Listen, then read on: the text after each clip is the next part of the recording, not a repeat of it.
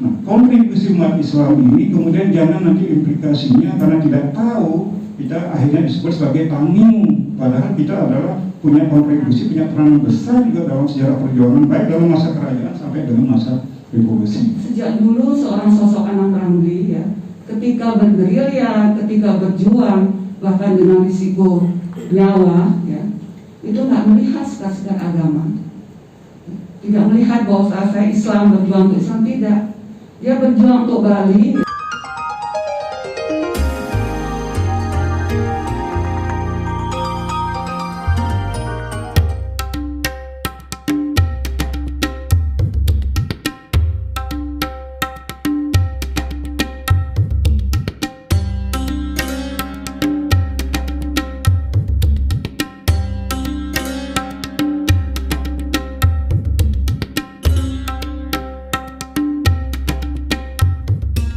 Buku ini sebenarnya adalah tulisan dari berdasarkan Pak Sugianto Sastrawidyo, dan beliau ini memang orang lahir di Sinaga, seorang budayawan yang memang menguasai tentang Bali.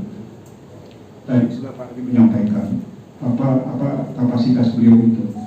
Nah, di sini saya sebagai editor buku Jejak Islam di Bali ini, sebenarnya buku ini lebih merupakan kompilasi saja ya. Jadi artinya terdiri dari beberapa pemikiran-pemikiran yang ada ataupun karya-karya dari tokoh-tokoh tertentu yang dituangkan dan kemudian dirangkum dalam sebuah buku gitu. Nah, memang agak unik dari buku ini, dia akan menceritakan sedikit sejarah panjang dari mulai masa kerajaan sampai dengan masa kolonial dan sampai juga pada masa kemerdekaan. Nah, nanti Bapak-Bapak Ibu bisa membaca lebih detail. Cuman ada beberapa saya garis bawahi saja. Jadi begini, selama ini di antara kita ya, ini ada semacam kelalaian juga keteledoran ya. Betapa sejarah peranan umat Islam di Bali hampir kurang memadai untuk bisa dikisahkan. Ya, kalau sekarang saya tanya tadi, sejarah misalnya tentang desa Pegayaman, sampai sekarang belum ada. Walaupun memang banyak ditulis tentang Pegayaman dalam berbagai aspek, tapi tentang sejarah desa Pegayaman yang utuh dalam bentuk buku itu belum ada. Ini kan memprihatinkan sekali. Ya. Nah, saya dengar juga sekarang sudah ada tim insya Allah dari EPSI juga tentu akan membantu. Kembali tentang buku ini, nah buku ini terbagi dari beberapa bab yang diantaranya juga beberapa bagian itu mengangkat tentang kehadiran beberapa tokoh, kemudian organisasi Islam seperti Muhammadiyah dan NU itu diceritakan, dikisahkan di sini. Tentu lebih awal itu adalah Pak Jampo memberikan pengantar tentang secara umum tentang sejarah jejak sejarah Islam di Bali. Banyak hal yang belum terungkap, seperti dalam judul itu ada Iti Keram Islam. Jadi ini ada sebuah lontar yang mengisahkan tentang upaya untuk dakwah Islam di kalangan kerajaan pada waktu itu. Tapi meskipun itu terhenti, tetapi itu penting untuk diketahui. Nah, ini kita banyak nggak tahu. Nah, kemudian begitu juga seperti singgung tadi, bagaimana peranan umat Islam, tokoh-tokoh kita yang punya kontribusi besar, ini tidak ada yang nulis gitu. Contohnya Pak Anang Ramli gitu. Ya. Memang ada beberapa buku, bukan tidak ada ditulis, cuman sayang tidak terlalu detail, bahkan ada semacam juga versi lain yang mendistorsi. Nah, saya ambil contoh saja peristiwa pelabuhan penurunan bendera di Buleleng itu. Itu kalau menurut versi dari LVRI Buleleng yang resmi, sudah jelas dikatakan yang menurunkan bendera itu adalah 2 orang, yaitu Kapten Muke dan Letnan Anang Ramli. 2 orang itu, tapi tidak detail disebutkan bagaimana prosesnya. Tapi kesaksian sebagai pelaku sejarah Pak Anang Ramli punya catatan, ada dokumen, itu kami ceritakan di sini. Jadi supaya lebih objektif itu, lebih memiliki kekuatan. Di pihak lain ada sebuah buku, barangkali Bapak ada yang baca ini ya, karena buku ini sudah beredar dalam cukup tahun 94 kira-kira. Itu ada sebuah buku yang ditulis oleh Udayana Panji Sakti. ya keturunan dari, kalau nggak salah anak dari Panji Tisne ya, sastrawan yang terkenal. Beliau tinggal di Jerman. Dia sebenarnya menulis bukan tentang ini, tapi pada waktu judul bukunya adalah Fatih Dilantik sebagai pahlawan nasional. Tapi pada waktu masih diusulkan, sebelum ada SK dulu disahkan sebagai pahlawan nasional. Di satu bagian ini yang menarik, dia menceritakan tentang peristiwa Buleleng itu, penurunan bendera Buleleng itu. Menurut versinya dia, yang mau menaikkan dan menurunkan bendera Buleleng itu adalah Pak Merde namanya. Menurut yang ditulis, dia memanjat tiang bendera itu, akhirnya tertembak karena ada kapal, tentu kapal sekutu yang di laut yang akan mengepung kita waktu masuk ditembak. Kemudian dia gugur di sana dengan bendera merah putih dalam keadaan parah ya, luka-luka, meninggal ya. Itu versi mereka. Nah inilah yang kita ingin katakan, itu tidak disebut-sebut di sana namanya Kakek Nuke dan Pak Anak Ramli. Nah itu yang kita ingin luruskan. Oleh karena itu kita nggak bisa teriak-teriak mengatakan itu salah, tapi buku inilah yang mencoba meluruskan.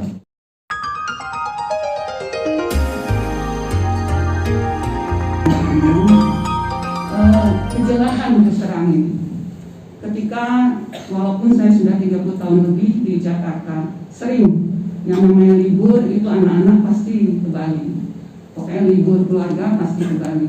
Kalau lewat di depan jalan Banjar Jauh itu, anak-anak kan suka dulu ke Hardis, Pak Ustaz. Ada jalan Kapten Mokel, tadinya orang Melati. Ketika kita membuka lagi file-file sejarah, kan ada tokoh Islam kita yang tadi sudah disampaikan, yang sama, minimal sama dengan Kapten Mokel. Kok nggak ada peninggalan berupa nama atau legasi apa? Apa mungkin karena umat Islam kita diam atau tidak paham tentang sejarah? Ya, apalagi kalau generasi kita nanti secara sunatullah hilang, terus anak-anak kita tahu nggak peristiwa sejarah yang ada di pelabuhan itu? Jadi kalau sekarang ada forum umat beragama, sejak dulu seorang sosok Anang Ramli ya, ketika bergerilya, ketika berjuang, bahkan dengan risiko nyawa, ya, itu nggak melihat sekat agama, tidak melihat bahwa saya Islam, berjuang untuk Islam, tidak. Dia berjuang untuk Bali, ya. Bahkan ketika puputan Margarano perang habis, termasuk Kolonel Ngurah Rai gugur, beliau qadarullah oleh Allah masih dihidupkan, karena waktu itu sedang mencari bantuan senjata-senjata dari daerah lain. Jangan bayangkan sekarang kita mudah ke Jawa, Pak, naik tongkang beliau, ya. Cari bantuan senjata ke Jawa Timur sampai ke Jogja, sampai dengan kembali. Ternyata pasukan Ngurah Rai sampai di sini sudah habis pada peristiwa Oktober-November waktu itu. Ini catatan sejarah yang menurut kami kalau itu tidak diteruskan, ya, maka tidak mustahil tuduhan-tuduhan bahwa Islam di Buleleng itu hanya sekedar pendatang, sekedar penumpang, insya Allah ya, sekedar tamimu, akan terus seperti ini kalau kita tidak bergerak. Karena itu saya khususnya dengan abang saya Iskandar berbicara dengan teman-teman, termasuk wabil khusus sering dialog dengan Pak Amung selaku editor dan penulisnya, qadarullah juga Pak Dr. Gianto itu tinggal dekat sama saya di Bekasi. Jadi sering kami ngobrol ya, sering dialog ya. Ini harus kita angkat. Kalau bukan kita siapa? Karena itu di forum ini pula, selain terima kasih kami kepada MUI mulai dari provinsi sampai dengan daerah ya, maka kami titipkan ini bahwa ini bukan hanya agenda keluarga Bapak Ibu, tapi ini agenda umat kita, agenda Muslim Buleleng dan Bali untuk bisa meneruskan ya, untuk bisa meneruskan catatan sejarah ini. Apa yang bisa kita lakukan ke pemilik otorita daerah Buleleng ini? Ya, apakah ke DPRD-nya atau ke bupatinya?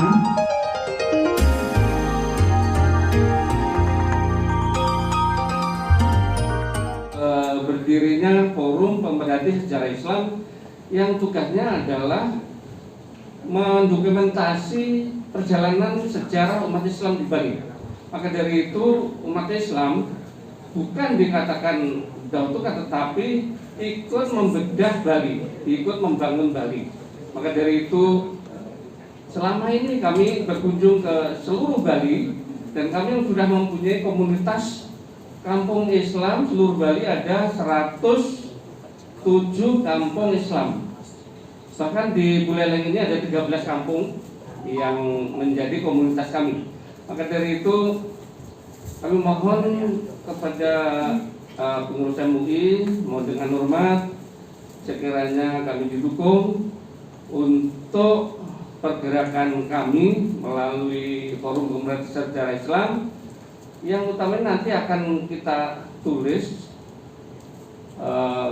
sejarah kampung-kampung Islam, sehingga nanti akan menjadi sangat berharga di setelah sekian tahun kemudian.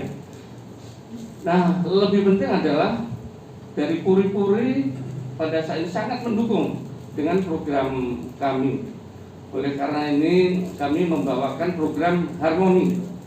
Jadi yang selama ini umat Islam dan umat Hindu tidak pernah ada konflik sedikit pun ya, yang berarti gitu ya. Nah, kemudian tidak hanya sejarah, kami melakukan pendataan tokoh-tokoh Muslim yang ada di Bali, yang tadi juga sudah disebut, termasuk alhamdulillah termasuk Kapten Anang Ramli, itu juga sudah ada data dari kami. Kemudian supaya nanti hendaknya kita memberikan rekomendasi ya pengajuan. Kami berharap nah ini juga gaungnya akan lebih besar lagi.